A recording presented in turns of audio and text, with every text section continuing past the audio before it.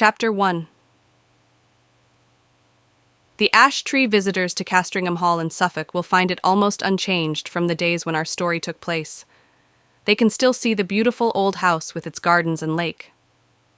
However, the one thing missing is the ash tree, which used to stand, proud and tall, in front of the house, its branches almost touching the walls. This story begins in 1690 with a strange, lonely old woman, Mrs. Mothersole, who was found guilty of being a witch. Sir Matthew Fell, the owner of Castringham Hall at that time, described how she used to climb into the ash tree outside his bedroom every time there was a full moon. He said that she usually carried a strange knife to cut off parts of the tree, and that she talked to herself. Once he followed her home, but she disappeared, and when he knocked on the door of her house, she came downstairs in her nightclothes, looking sleepy. He and the villagers agreed that it was certain she did these things by magic, and so she was hanged. Before she died, she fought and shouted, and her last strange words were, "There will be guests at the hall." After the hanging, Sir Matthew felt uncomfortable and guilty, and he told his friend the vicar about his worries. "You did the right thing, Sir Matthew," were the wise words of the vicar.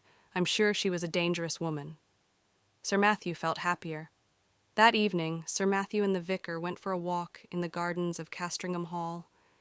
It was the night of the full moon. As they were returning to the house, Sir Matthew pointed to the ash tree in great surprise.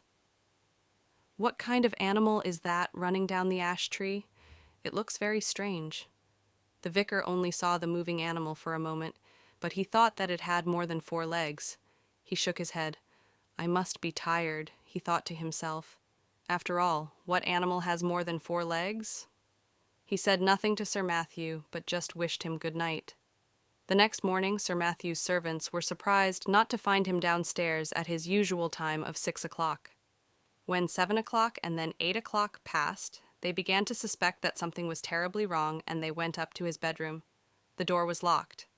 After knocking several times and still getting no answer from inside, they broke down the door and entered, to find that their fears were right. Sir Matthew's body lay on the bed, dead and completely black. There were no wounds or other marks on him, and everything in the room looked as usual, except that the window was wide open. His servants at first suspected poison, but the doctor who was called found no such. But Sir Richard was not listening. He unlocked the door and walked straight in. "See? Nothing unusual in here, James," he said, and he opened the window. As he did so, he noticed how tall and dark the ash tree was. Its branches seemed to be trying to reach into the room. But he said nothing. At that moment, a stranger rang the bell at the front door of the hall. The servant brought him up to the bedroom where Sir Richard was standing, looking around him at the old paintings and old books. "I must apologize for interrupting you, Sir Richard," said the stranger, "but please allow me to introduce myself. My name is William Crome. My grandfather was the vicar here in your grandfather's time. I have some papers to deliver to you." "Delighted to meet you," said Sir Richard. "James, please bring us some wine in the library, and then move my clothes and things into this room for me. I will sleep here in future." While he was drinking a glass of wine with William Crome in the library, Sir Richard looked at the papers, many of which belonged to his grandfather. Among them he found the notes made by the old vicar about the day of Sir Matthew's mysterious death. "Well, well," said Sir Richard, laughing quietly. "How very interesting! It seems that my grandfather's Bible gave a piece of advice on the day he died, and your grandfather thought it could be about that old ash tree outside the bedroom window." "Cut it down," the good book told him. "Those were the first words your grandfather saw when he opened the Bible on the day of my grandfather's death." "Do you still have that old Bible?" asked William Crome. "I'd very much like to see it." Sir Richard found the old Bible easily. "Yes, here it is. A bit dusty, I'm afraid. Let's see what it has to tell me. I'll open it at any page and read the first words I see, just as your grandfather did." He opened the book, and his eyes fell on the words, "You shall look for me in the morning, and I shall not be here." Sir Richard was sure that the words were again about the ash tree. The Bible was trying to give him some advice. He ordered some of his servants to cut it down the next day. But Sir Richard did not live to see them cut the ash tree down. That night, at exactly midnight, A strange and terrible animal jumped from Sir Richard's bed, ran silently to the window, and disappeared into the shadowy branches of the enormous tree. No one was there to see it, but the next morning they found Sir Richard's body, like his grandfather's, dead and completely black. When William Crome heard the news of his new friend's death, the words from the Bible came back to him. "You shall look for me in the morning, and I shall not be here."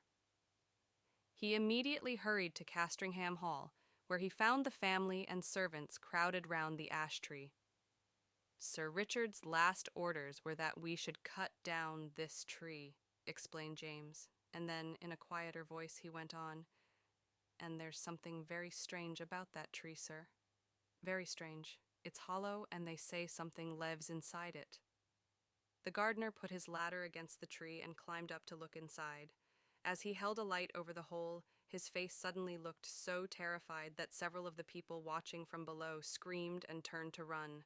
The gardener himself fell off the ladder, dropping his lamp down into the hollow tree, which quickly caught fire. As the tree started to burn, the crowd saw an animal run from the tree. They screamed in horror as they saw its shape and size. It looked like an enormous spider, about the same gray hair, size as a man's head and covered all over with, "Look, there's another, and another," someone shouted. For a long time the men watched these terrifying animals trying to escape from the fire one after another, and then they killed them with sticks.